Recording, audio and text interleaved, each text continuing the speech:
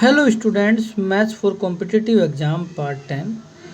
Question में given है कि 12,000 रुपये पर 6% वार्षिक दर से वार्षिक तथा अर्धवार्षिक संयोजन की स्थिति में 1.5 वर्ष में प्राप्त चक्रवृद्धि ब्याजों में लगभग क्या अंतर है। वेरी इंपॉर्टेंट क्वेश्चन है, ध्यान रखिएगा। पार्ट 9 में जब मैं इस क्वेश्चन को सोल्व करा रहा था लास्ट में, तो इसमें एक थोड़ी सी मिस्टेक हो गई जो मैं ध्यान नहीं कर पाया। इसको चलिए सोल्व करते हैं और काफ़ी ईजी तरीके से मैं आपको क्लियर कर दूंगा कि ये इसका आंसर क्या है। तो 12,000 रुपये का जो राशि है, इस 12,000 रुपये की राशि में 6% के दर से अगर मैं वार्षिक निकालूं 1.5 साल का, तो यहाँ पे पहले मैं 2 साल का निकालूंगा, इसके बाद में 1.5 साल का निकालूँ।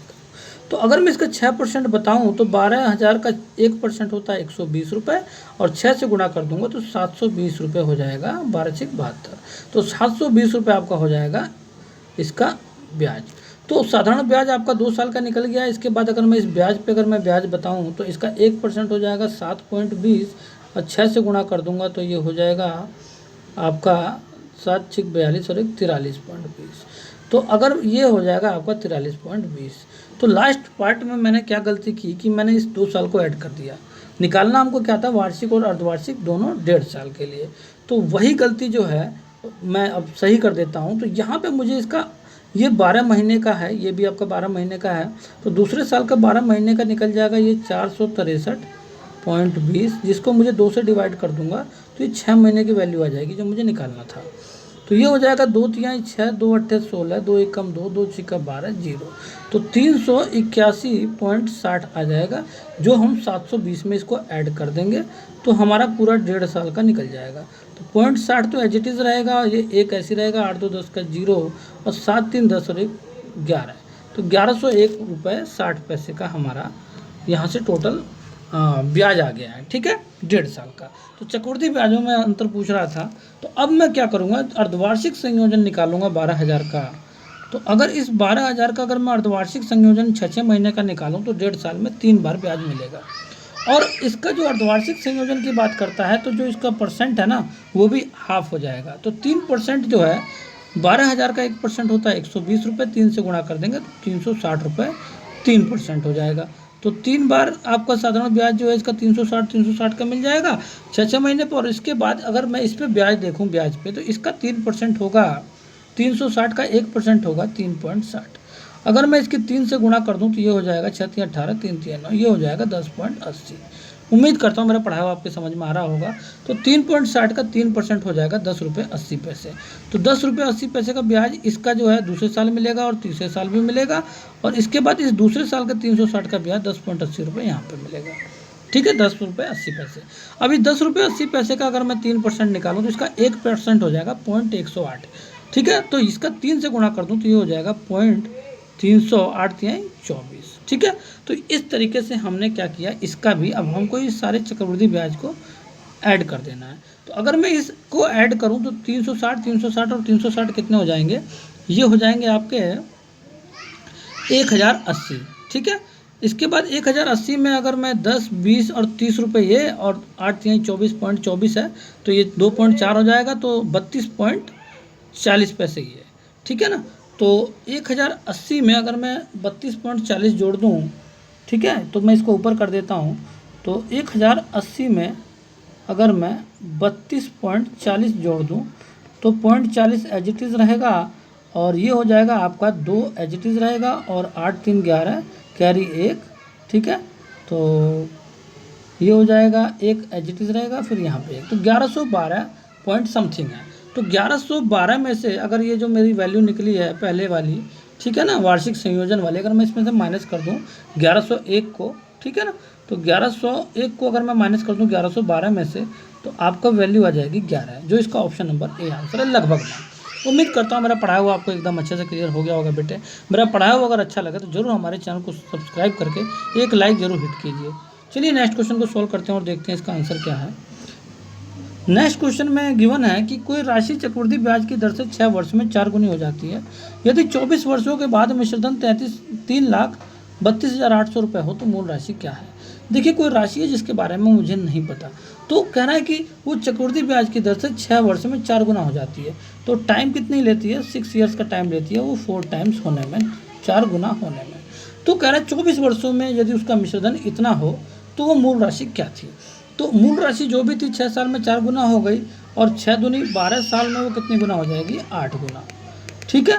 इसके बाद अगर मैं 18 साल की बात करूँ, 6 3 18 है, तो ये 4, देखो ये 8 गुना नहीं होगी, गलती कर दी मैंने, पहले 4 गुना थी ना 6 साल में, तो 4 का फिर 4 गुना हो जाएगा, क्योंकि ये मल्टीपल होता चला जाता है, पावर होती चली जाती है 4 की। ठीक है ना। तो अगर 18 साल की बात करूँ तो फिर इस 4 की 4 से फिर 4 से गुणा करनी पड़ेगी, तो ये हो जाएगा 64। ठीक है, 64 टाइम हो जाएगा। फिर अगर मैं इसकी दोबारा अगर मैं 6 साल इसमें ऐड कर दूँ, तो 24 साल बाद ये जो राशि होगी वो खुद की कितनी गुनी हो जाएगी, क्योंकि 64 की 4 से गुणा कर देंगे, तो ये हो जाएगा आपका 4 चौक 16, 6 चौक 24 और 1 25, 256 गुनी हो जाएगी। तो ये 24 साल बाद ये जो हो जाएगी ना 256 गुनी राशि, तो वो किसके बराबर है, इसके मिश्रधन के बराबर है। मतलब कि वो 24 साल बाद इतनी हो चुकी है, कितनी हो चुकी है, 33 28 0 0। उम्मीद करता हूँ एकदम अच्छे से आपको क्लियर हो गया होगा। तो अब कह रहा है कि मूल राशि क्या है, तो मूल राशि तो एक थी ना, वो राशि तो मूल एक थी, वो 6 साल बाद 4 गुनी हुई है, तो उस एक की वैल्यू निकालने के लिए मुझे 256 से इसको डिवाइड करना पड़ेगा। किसको, 33 28 0 0 को किससे डिवाइड करना पड़ेगा, 256 से। तो देखो 16 एकम 16 और आपका बचेगा 9, तो 16 पंजे 80, 16 छिक्का 96, तो 16 से इसको काटो तो 16 दूनी 32, आपका बचेगा 1, 12 हो जाएगा, अब 0 लगा लेंगे, 16 अट्ठे 128, आपका हो जाएगा 0 0। फिर 16 से काट देते हैं तो 16 कम 16, 4 बचेगा, 16 3 48 0 0। उम्मीद करता हूँ मेरा पढ़ाया हुआ आपको एकदम अच्छे से क्लियर हो गया होगा। इसका ऑप्शन नंबर बी आंसर आ जाएगा। मूल राशि इसकी 1300 रुपये है। अगर इस 1300 की आप 256 से गुणा कर दोगे तो आपकी ये मिश्रधन आ जाएगा। उम्मीद करता हूँ एकदम अच्छे से मैंने आपको क्लियर कर दिया होगा। चलिए नेक्स्ट क्वेश्चन को सॉल्व करते हैं और देखते हैं आंसर क्या आता है। नेक्स्ट क्वेश्चन में क्या कहता है, क्वेश्चन नंबर 3 में गिवन है कि कोई राशि चक्रवृद्धि ब्याज दर से 4 वर्षों में 3 गुनी हो जाती है, तो 12 वर्षों में वही राशि उसी दर से कितनी गुनी हो जाएगी। चलिए क्वेश्चन को सॉल्व करते हैं और देखते हैं इसका आंसर क्या है। कोई राशि जो कह रहा है कि हमें पता नहीं है, वो कह रहा है चक्रवृद्धि ब्याज दर से 4 वर्षों में 3 गुनी हो जाती है। इसका मतलब वो कितना समय लेती है वो राशि, वो 4 ईयर्स का टाइम लेती है 3 गुनी होने में।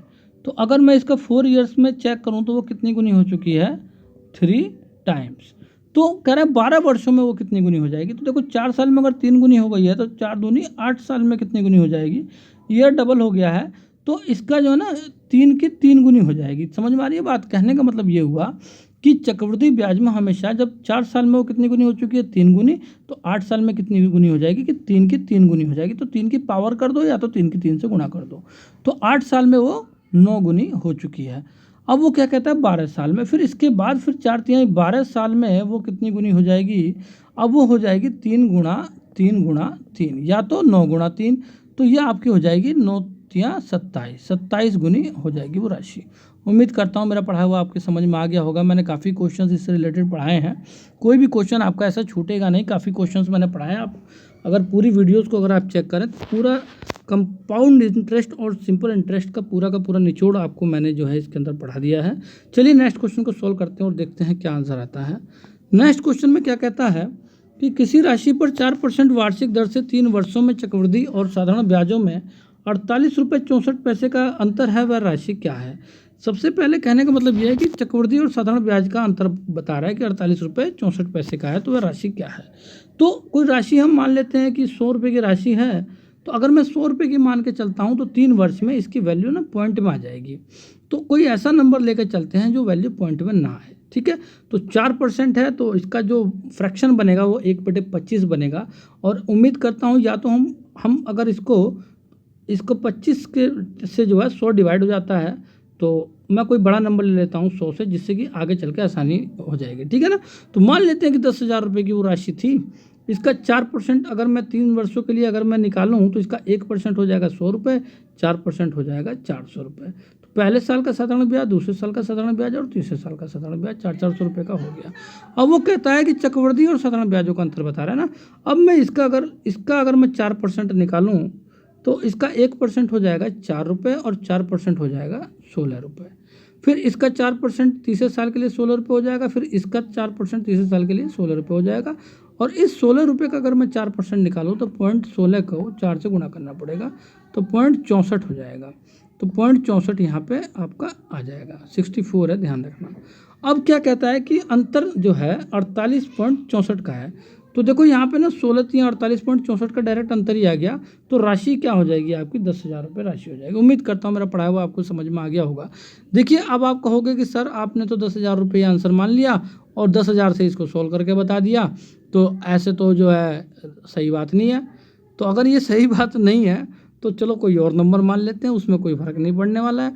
मैं आपको भी बता रहा था कि मान लेते हैं कि अगर वो फ्रैक्शन 4% का है तो वो फ्रैक्शन में 1/25 होता है। एक सेकेंड, वो फ्रैक्शन में 1/25 होता है 4% का। तो मैंने अभी कहा था कि 25 का 10 के मल्टीपल में हम कोई नंबर ले लेंगे। मान लेते हैं 2500 कोई नंबर मैंने ले लिया, ठीक है ना। 25 का मल्टीपल में 250 ले लेंगे, छोटा हो जाएगा, पॉइंट में आ जाएगी। तो अगर मैं इसका 4% बताऊँ एक साल का, तो इसका 1% 25 हो जाएगा। 25 चौका 100 रुपये हो जाएगा इसका 4%। 100 रुपये यहाँ से आ जाएगा, 100 रुपये यहाँ से आ जाएगा। अब मैं इसका चक्रवृद्धि ब्याज लूँ 4% का, तो 4 यहाँ से आ जाएगा, 4 यहाँ से आ जाएगा, 4 यहाँ से आ जाएगा। अब इस 4 का 4% हो जाएगा पॉइंट, ये 0.04 हो जाएगा। तो 4 से चौका 0.16 हो जाएगा, 0.16। तो देखो मेरा आ कितना रहा है, 12.16 आ रहा नहीं आ रहा है। तो 12.16 हो रहा है, आ रहा है, और निकालना कितना है मुझे 48.64। तो मुझे सीधे पता चल रहा है 12 चौक 48, 4 से गुणा कर दिया बोथ साइड, तो 2500 का 4 से गुणा कर देंगे तो 10,000 आ जाएगा। ठीक है ना। उम्मीद करता हूँ मेरा पढ़ाया हुआ आपके समझ में आ रहा होगा। बेटे थोड़ा बहुत तो जो है आप लोग जैसे क्वेश्चंस को सोल्व करते रहेंगे ना, तो आपको तो ऑटोमेटिक जो है समझ में आने लगेगा कि मुझे इसको सोल्व करना कैसे है और कितनी जल्दी करना है। ठीक है, कोई ऐसी बात नहीं है, आपकी कैलकुलेशन अच्छी होनी चाहिए। मैं बार बार आपको इस बात पे फोर्स कर रहा हूँ। नेक्स्ट क्वेश्चन को सोल्व करते हैं।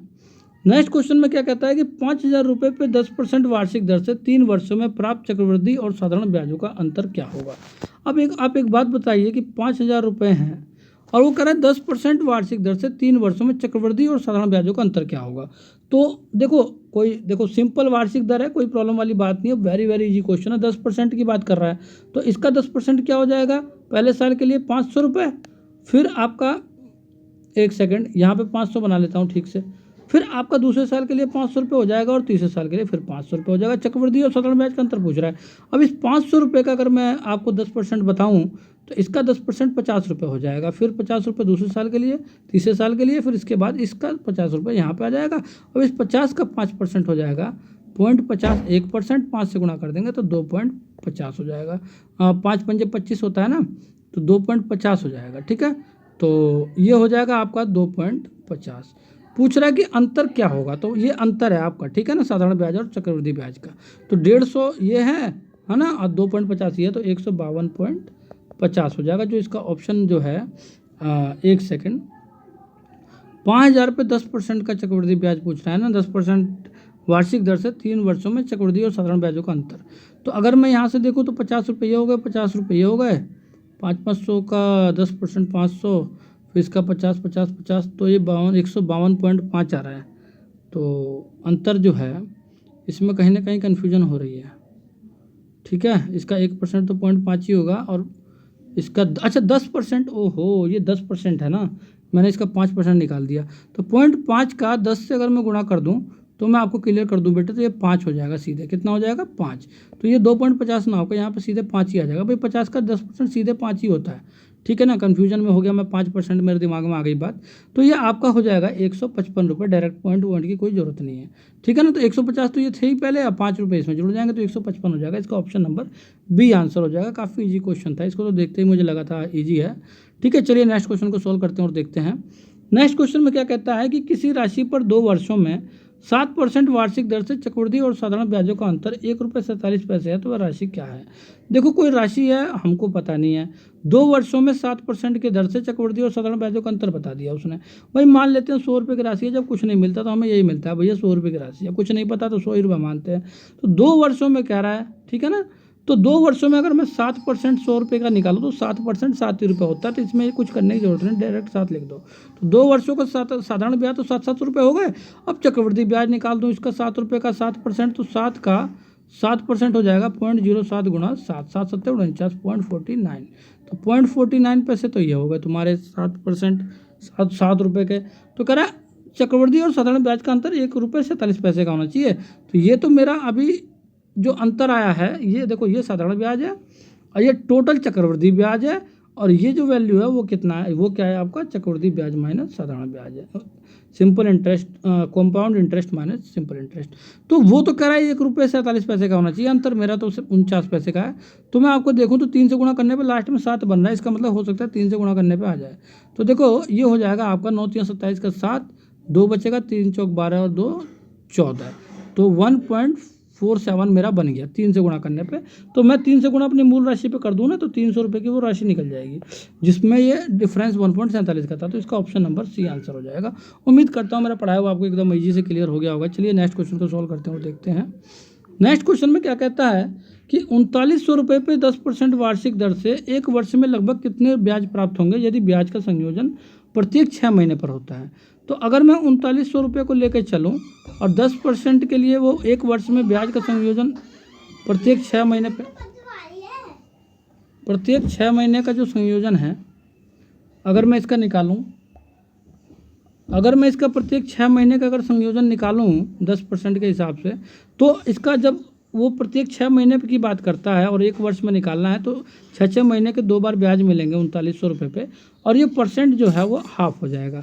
तो मतलब 5% की वैल्यू हमको निकालनी पड़ेगी, ठीक है ना। मैंने लास्ट क्वेश्चंस में भी आपको इसको समझाया है काफ़ी अच्छे तरीके से। तो इसका 5% कितना होगा, इसका 10% हो जाएगा 390, और 390 को अगर मैं 2 से डिवाइड कर दूँ तो 5% आ जाएगा। 2 एकम 2, 2 नीम 18, 2 पंजे 10, 195 आ रहा है। तो 195 यहाँ से आ जाएगा, 195 यहाँ से आ जाएगा, ठीक है। कह रहा है कि लगभग कितना ब्याज प्राप्त होगा, ठीक है ना, जब 6 महीने पर अगर होता है। तो अगर मैं 195 का यहाँ से अगर मैं 5% निकालूँ तो 1% हो जाएगा 1.95, 5 से गुणा कर देंगे, 5 पंजे 25 का 5 करी 2, 5 45, 2 47 का 7 करी 4, 5 कम 5 4 9, तो 9.75 यहाँ से आ जाएगा। वो पूछ क्या रहा है कि लगभग कितना ब्याज प्राप्त होगा, ठीक है ना। तो देखो मैं आपको बताऊँ तो देखो 195 और 195 कितना हो जाएगा आपका, हो जाएगा 390, और 9.75 है तो 399.75, तो ये आगे लगभग 400 है। तो इसका ऑप्शन नंबर ए आंसर हो जाएगा। उम्मीद करता हूँ मेरा पढ़ाया हुआ आपको अच्छा लगा होगा। जरूर एक लाइक हिट कीजिए और साथ ही साथ हमारे चैनल को सब्सक्राइब कीजिए। नेक्स्ट क्वेश्चन को सोल्व करते हैं और देखते हैं क्या आंसर आता है। कह रहा है कि 3125 रुपये कितने वर्षों में 4% वार्षिक चक्रवृद्धि ब्याज की दर से 3515.20 रुपये हो जाएगा, मतलब 3515 रुपये 20 पैसे हो जाएगा, ठीक है। तो कह रहा है 4% वार्षिक चक्रवृद्धि ब्याज दर से। तो आपको क्लियर हो गया होगा कि अगर 3125 रुपये की राशि थी और 3515.20 की हुई है, तो इसमें कितने का इंक्रीमेंट हुआ है। तो अगर 125 से 515 हुआ है, तो मुझे लग रहा है कि लगभग ये 400 भी नहीं हुआ है ये, ठीक है। 125 से 200, 300, 425, 525, 390 के लगभग इंक्रीमेंट हुआ है। तो कौन सा वर्षों की बात कर रहा है 4% के। तो अगर मैं 31-25 का अगर मैं 4% निकालूं, ठीक है, पहले मैं 1-2 साल का ही निकाल लेता हूँ। इसका 4%, 1% हो जाएगा 31.25, 4 से गुणा कर देंगे तो ये हो जाएगा 25 चौका 100, 1 4 एकम 4 1 5 4 3 12, 125 आ रहा है। तो अगर 125 यहाँ से आ जाएगा, एक साल का 125 यहाँ से आ जाएगा, ठीक है। चक्रवृद्धि ब्याज में और साधारण ब्याज में ज़्यादा डिफरेंस नहीं होता है, ठीक है ना। तो अगर मैं इसको जोड़ भी दूँ तो 250 इसमें जुड़ जाएगा, थोड़ा बहुत इसमें एक चक्रवृद्धि ब्याज छोटा सा जुड़ जाएगा, तो उससे कोई फर्क पड़ने वाला नहीं है। तो अगर 3125 में अगर मैं 250 जोड़ दूँ तो 390 के बराबर नहीं हो पाएगा। अगर मैं तीसरा 125 जोड़ दूँ तो आपका पता है कितना हो जाएगा, 375 हो जाएगा। और छोटा मोटा यहाँ से तुम्हारा क्या निकल जाएगा, चक्रवृद्धि ब्याज, तो ये 390 के पास पहुँच जाएगा। तो इसका ऑप्शन नंबर बी है। जब आप इस टाइप के क्वेश्चंस को सॉल्व करते रहोगे तो आपको क्लियर हो जाएगा कि लगभग हम सही जा रहे हैं। देखो इसका जो है 4% निकालना, तो 1% तो 1.25 है, तो 4% कितना हो जाएगा इसका आपको मैं बताऊं तो 5 आ जाएगा।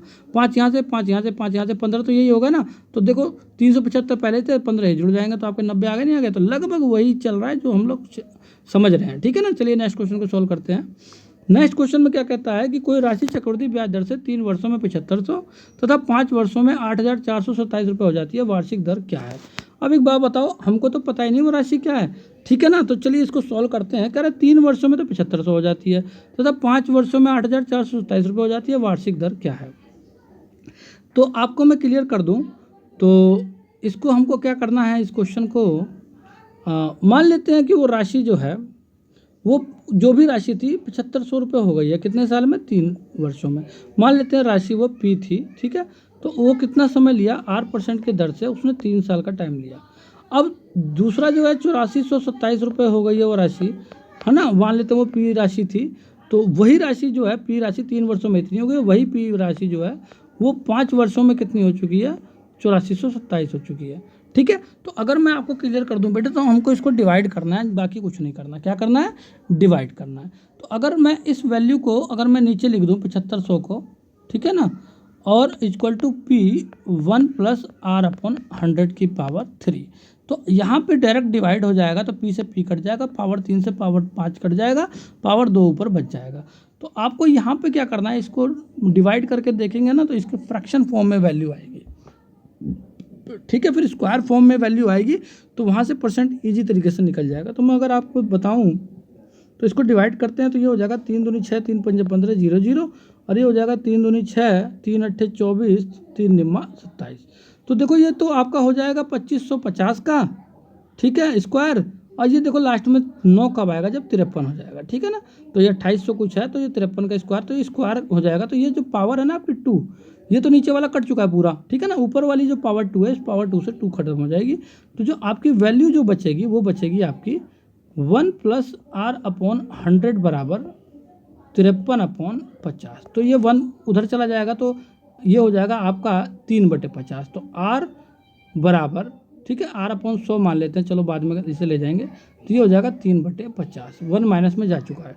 तो 300/50, 50 दूनी 100 हो जाएगा, 2 से गुणा कर दो, तो आर बराबर 6% आ जाएगा। इसका ऑप्शन नंबर ए आंसर। उम्मीद करता हूँ मेरा पढ़ाया हुआ एकदम अच्छे से आपको क्लियर हो गया होगा। ठीक है, चलिए नेक्स्ट क्वेश्चन को सॉल्व करते हैं और देखते हैं आंसर क्या आता है। नेक्स्ट क्वेश्चन में कहता है कोई राशि चक्रवृद्धि ब्याज दर से 2 वर्षों में 8 गुना और 5 वर्षों में 27 गुना हो जाती है, वार्षिक दर क्या है।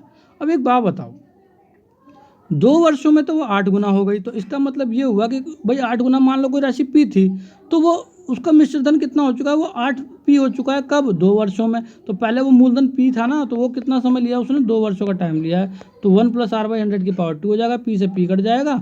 ठीक है, तो यहाँ से एक वैल्यू तो ये निकल गई। अब करें 5 वर्षों में 27 गुना, अगर मैं 5 वर्षों की बात करूँ तो आपको मैं बताऊँ तो 27 पी हो जाएगा ये। ठीक है, कब, जब मूलधन था पी। तो यहाँ से 1 प्लस आर अपॉन 100 की पावर कितना हो जाएगा, 5 वर्ष।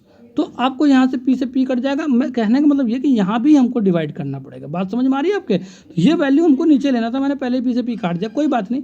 आप मान लो कि ये पावर 2 वाली वैल्यू नीचे ही है, ठीक है ना। तो आपका यहाँ पे बचेगा कितना, 27 बचेगा, बटे में 8 बचेगा, बराबर हमारी जब ये पावर 2 वाली वैल्यू नीचे आकर जब काटेंगे ना, तो पावर 3 बच जाएगा, 1 प्लस आर बाय। उम्मीद करता हूँ मेरा पढ़ा हुआ आपको बेटे क्लियर हो गया होगा। मैं थोड़ा सा शॉर्ट फॉर्म में लेकर चल रहा हूँ, ठीक है ना। तो ये जो पावर 2 कहने का मतलब ये जो इक्वेशन, ये फर्स्ट जो मैं मान रहा हूँ, ये पूरा इसके नीचे रहेगा। अभी पिछले वाले क्वेश्चन की तरह कट जाएंगे, तो आपका 27 ऊपर रहेगा, 8 नीचे रहेगा, पावर 5 वाली ऊपर रहेगी। तो जो पावर 2 से कटेगा तो पावर 3 बच जाएगा। तो ये जो पावर 3 है, ठीक है, 1 प्लस आर बाई 100 की, ये 27/8 बन जाएगा आपका। क्या, ये बन जाएगा 3/1 सेकेंड, ये हो जाएगा आपका 3/2 की पावर 3। ठीक है, इस पावर 3 से ये पावर 3 कट जाएगा, तो 3/2 बच जाएगा। तो ये हो जाएगा आर अपॉन 100 बराबर, ये हो जाएगा 27/8, ये 3/2। अब तो 27/8 का 3/2 की पावर 3 बन चुका था ना, तो 3/2 बच जाएगा, 3/2। और ये वाला जो 1 है ये इधर आकर माइनस में आ जाएगा। तो आर बाई 100 इक्वल टू हो जाएगा 3 - 2, 1/2। 2 से काट दो इसको, 50 बार में आर बराबर आ जाएगा 50%। उम्मीद करता हूँ मेरा पढ़ाया हुआ एकदम अच्छे से आपको क्लियर हो गया होगा। इजी क्वेश्चन था, इसीलिए मैंने इसको ज़्यादा डिटेल में आपको समझाया नहीं। ठीक है, वो उसी तरीके से आपका फोन में आके वो आपकी वैल्यू जो है पावर की फॉर्म में बन जाएगी। ठीक है, चलिए नेक्स्ट क्वेश्चन को सॉल्व करते हैं और देखते हैं आंसर क्या आता है। कह रहे 5000 रुपये कितने प्रतिशत वार्षिक चक्रवृद्धि ब्याज दर से 3 वर्षों में 6298.56 रुपये हो जाएगा। देखो, इस टाइप के क्वेश्चंस को सॉल्व करने के लिए मैं आपको बताऊं तो आपको ना कुछ जो है आईक्यू का भी यूज करना पड़ेगा। अब ऐसे तो हम फार्मूला ही लगाते रह जाएंगे, इसको सॉल्व ही करते रह जाएंगे। तो कहने का मतलब ये हुआ कि 5000 रुपये से वो राशि कितनी पहुंच गई है, 6000, लगभग 300 के मान लेते हैं। ठीक है ना, 298 है ना, तो कितने का अंतर आया है, 1300 का, है ना, 1300 का इंक्रीमेंट आया है 3 सालों में। तो एक बात बताओ, अगर मैं 5000 का, अगर मैं मान लेता हूँ, एक एग्जांपल लेके चलता हूँ, 1300 कब आएगा, मान लो मैं 6% ले लूँ इसका, तो 1% कितना हो जाएगा, 50, 5 सिक्का 30, 50 सिक्का मतलब 6%, 50 का कितना हो जाएगा, 300। तो 300 तो यहाँ 900 हो जाएगा। हमको तो 1300 लेना, तो ये आंसर नहीं हो सकता। 8% देख लेते हैं। तो अगर इसका 1% 50 होगा, तो 8% कितना हो जाएगा, 50 × 8 = 400। तो 400 यहाँ से, 400 यहाँ से और 400 यहाँ से, भाई 1200 तो यही हो गया। और इसका मतलब ये हुआ कि हमारा आंसर ये 8% ही होगा। क्यों? क्योंकि 7% मान लो बहुत ही छोटा हो जाएगा, और 9% मैं बताऊं तो इसका 9% 5×45, तो 450 यहाँ से, 450 यहाँ से, 450 यहाँ से, ये तो आपका क्या कहते हैं 4 4 8 4 3 12 1350 हो जाएगा। लेकिन मुझे तो 1300 से कम चाहिए ना, तो आपका 8% डायरेक्ट आंसर हो जाएगा। मैं IQ का यूज कर रहा हूँ बेटे, आपकी बात समझ में आ रही है? आपको भी ऐसे ही यूज करना है। काफ़ी क्वेश्चंस को आपको इसी तरीके से सोल्व करना पड़ेगा, नहीं तो फार्मूले में ही फंसे रह जाओगे। चलिए नेक्स्ट क्वेश्चन को सोल्व करते हैं और उसको देखते हैं क्या आंसर आएगा। अब क्या कहता है कि 40,000 रुपये 10% वार्षिक चक्रवृद्धि ब्याज दर से 2/5 वर्षों में कितने रुपये हो जाएंगे। अब एक बात बताओ, 40,000 रुपये की राशि है, 10% का चक्रवृद्धि ब्याज दे रहा है और कह रहा है 2/5 वर्ष में कितना हो जाएगा। तो भाई मुझे 3 साल का निकालना पड़ेगा, फिर उसका 2/5 करना पड़ेगा, तभी तो 2/5 आएगा वैल्यू। तो अगर मैं इसका 10% बताऊँ तो 40,000 का बेटे 4,000 तो ये हो गए, ठीक है ना। अब 4,000 यहाँ से आ गए दूसरे साल के, और 4,000 यहाँ से आ गए तीसरे साल के। अब एक बात बताओ कि इसका दो साल तो हमारी बात, अच्छा चक्रवृद्धि ब्याज है, चलो इसका 10% 400 रुपये यहाँ से आ जाएगा, ठीक है। अब इसका 400 फिर यहाँ पे आ जाएगा, फिर इसका 400 यहाँ से आ जाएगा, किसका? इस वाले का। अब इस 400 का 10% 40 नीचे आ जाएगा, ठीक है ना, इस वाले का। अब एक बात बताओ, कह रहे 2/5 वर्ष का निकालना है, ये तो तीसरा साल है, 2 साल का तो समझ में आ रहा है भाई। 4,000 4,000 8,000 और 8,400 तो ये हो गए, 8,400 तो समझ में आ रही है बात मेरे 2 साल की।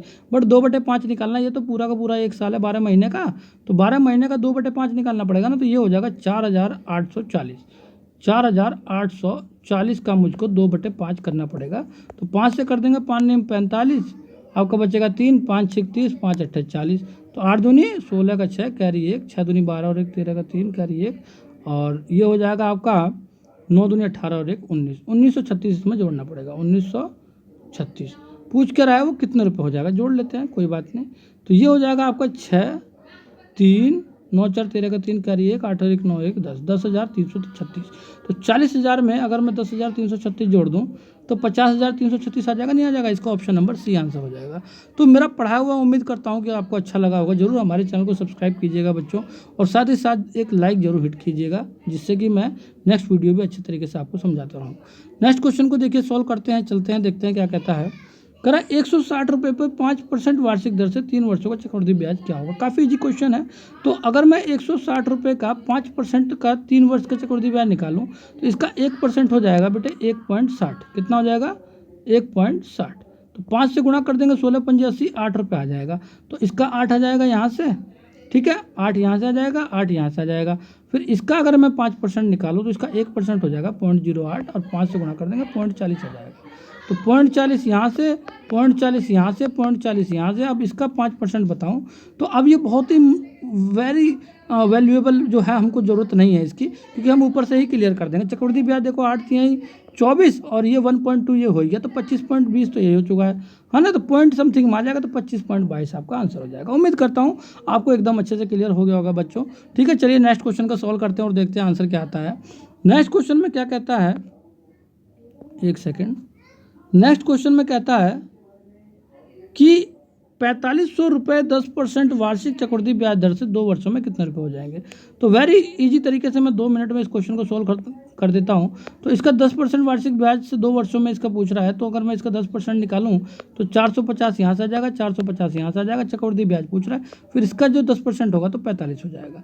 तो ये आपका हो जाएगा कितना, 945। तो 945 अगर मैं 4500 में जोड़ दूँ, ठीक है ना, तो ये आपका कितना हो जाएगा, ये आपका हो जाएगा 5445, ठीक है। कितना हो जाएगा, 5445। उम्मीद करता हूँ आपकी समझ में आ गया होगा। इसका ऑप्शन नंबर बी आंसर है। चलिए नेक्स्ट क्वेश्चन को सॉल्व करते हैं और देखते हैं आंसर क्या आता है। लास्ट क्वेश्चन है हमारे इस पार्ट का। क्या कहता है कि कितने प्रतिशत वार्षिक दर से 2 वर्षों में 2,400 रुपये चक्रवृद्धि और साधारण ब्याज का अंतर जो होगा 2,400 रुपये पर, वो 11 रुपये 76 पैसे का होगा। तो मैं आपको क्लियर कर दूं भाई, 2,400 रुपये पर पैसे कितने हैं, 2,400 रुपये, और कह रहा है कि प्रतिशत हमको फाइंड आउट करना है, आर की वैल्यू, और चक्रवृद्धि और साधारण ब्याज का अंतर पूछ रहा है। तो अगर भाई मान लेते हैं 11.76 का अंतर बता रहा है वो, ठीक है ना, तो हम कितना परसेंट लें कि भाई 11.76 का अंतर आ जाए। मान लेते हैं साधारण ब्याज ए का होगा, बोथ साइड 2 वर्षों का। तो अगर मैं आपको क्लियर कर दूं बेटे, तो ऐसे क्वेश्चंस को या तो आपको वो करना पड़ेगा जो मैंने आपको पहले भी पढ़ा रखा है कि भाई ये बटे ये, ठीक है, और फिर ये बटे ये। तो आपको ऐसे करोगे तो ऐसे में क्या होगा, फिर आगे चल के जो है हो सकता है स्क्वायर रूट लेने में आपको टाइम लगे, तो ए की वैल्यू निकालने में समय लग जाएगा, फिर आर की वैल्यू निकालने में दिक्कत आएगी। तो ऐसे क्वेश्चन को आप डायरेक्ट जो है ना ऑप्शन को भी यूज कर सकते हो, ठीक है ना। तो अगर मैं एक बात बताऊं तो यहाँ पे अगर मैं इसका 8×3 = 25/300 कर दूं तो ये हो जाएगा आपका 25/300 का जो बेटे वो होता है, तो 25 एकम 25, 25 आपको 25 दूनी 50, 1/12 हो जाएगा। तो 1/12 कर दूं तो बेटे ये क्या हो जाएगा आपका, इसका फ्रैक्शन अगर मैं 1/12 कर दूँ तो 12 दूनी 24, 200 200 हो जाएगा यहाँ से, ठीक है। तो अगर मैं आपको 200 का 1/12 कर दूँ तो बेटे 11.76 नहीं आएगा। क्यों? क्योंकि आप देख लो 200/12 अगर मैं कर भी दूँ तो 12 एकम 12 हो जाएगा, 8 बचेगा, 12 सत्ते 84, तो लगभग 11-16 के लगभग आ रहा है, ठीक है ना। तो ये गड़बड़ है, तो ये भी गलत है आपका, ठीक है ना। और ये 6×24 25/400 आपका ये भी गलत हो जाएगा, क्योंकि देखो 25/400 हो जाएगा आपका ये हो जाएगा ये हो जाएगा 16, ठीक है। तो 1/16 अगर मैं कर देता हूँ, ठीक है ना, तो ये 16 से फिर ये गड़बड़ करेगा, ये हो नहीं पाएगा, ठीक है। तो ये आपका अगर मैं आपको बता देता हूँ कैसे, अगर मैं इसका 1/16 कर भी देता हूँ तो 16 कम 16 हो जाएगा आपका, ठीक है। और 16 8 16 5 80, 150 का अगर मैं 1/16 कर दूँ तो देखो आपका 10 भी नहीं आने का, ठीक है ना, वो कम पड़ जाएगा। मुझे 11.76 लेना है, तो आपको आगे बढ़ना पड़ेगा। फिर इसका अगर मैं 6 कर देता हूँ तो देखो क्या होगा, तो ये 6% अगर मैं इसका कर दूँ तो इसका देखो 1% 24 हो जाएगा, है ना। और 24 का कितना हो जाएगा, 6×24 का 4 कैरी 2, 6 दूनी 12 2 14, 144 हो जाएगा। अब इस 144 का 6% आपको बताऊं तो 1.44 तो 1% हो जाएगा, 6 से गुणा कर दो तो 6×24 का 4 कैरी 2, 6×24 2 26 का 6 कैरी 2, 6 दूनी 6 कम 6 और 2 8, 8.64 काफ़ी छोटा हो रहा है। इसका ऑप्शन जो है ना 7 होगा, मैं आपको क्लियर कर दूँ। काफ़ी हद तक जब मैं ये मान के चलता हूँ, जब बच्चे क्वेश्चंस को सॉल्व करते रहते हैं ना, तो कभी कभी क्वेश्चंस को ऑप्शन से भी पकड़ लेते हैं। ऐसा कोई ज़रूरी नहीं है कि आप ये सोचो कि भाई सर आप ये ऑप्शन से ही क्यों बता रहे हो इस क्वेश्चन को। मैं आपको इसलिए बता रहा हूँ कि कभी कभी इसका भी यूज हो जाता है। तो 7% से मैं आपको बताता हूँ कैसे होगा, कि अब मान लो कि ये 2400 की राशि है, ठीक है। तो अगर मैं इसका 1% निकालूँ तो 24 है, 7% निकालूँ तो 7 चौक 28 कैरी 2, 7 दूनी 14 2 16, 168 रुपये आ रहा है एक साल का, ठीक है।